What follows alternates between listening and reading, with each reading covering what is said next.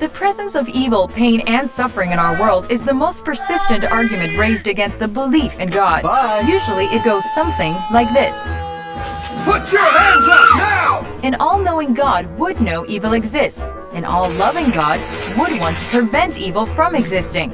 An all-powerful God could prevent evil from existing. But evil does exist. Now, given that the fourth proposition would appear to be undeniable, it can be inferred that one of the other three must be false, and thus there cannot be an all-knowing, all-loving, and all-powerful God. Checkmate. Or at least some people think that.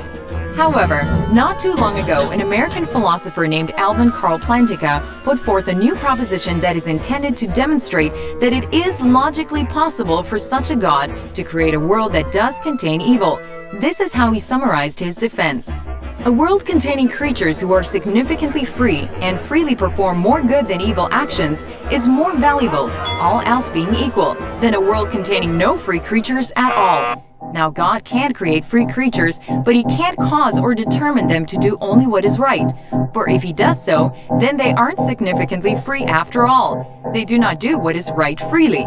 To create creatures capable of moral good, therefore, he must create creatures capable of moral evil. And he can give these creatures the freedom to perform evil and at the same time prevent them from doing so.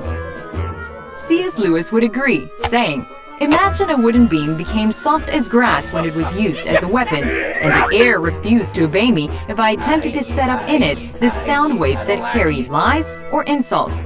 But such a world would be one in which wrong actions were impossible, and in which, therefore, freedom of the will would be void. If the principle were carried out to its logical conclusion, evil thoughts would be impossible, for the cerebral matter which we use in thinking would refuse its task when we attempted to frame them." Continuing his defense, Plantinga says, "As it turned out, sadly enough, some of the free creatures God created went wrong in the exercise of their freedom. This is the source of moral evil." The fact that free creatures sometimes go wrong, however, counts neither against God's omnipotence nor against his goodness, for he could have forestalled the occurrence of moral evil only by removing the possibility of moral good. So, even though God is all-powerful, it is possible that it was not in his power to create a world containing moral good, but no moral evil.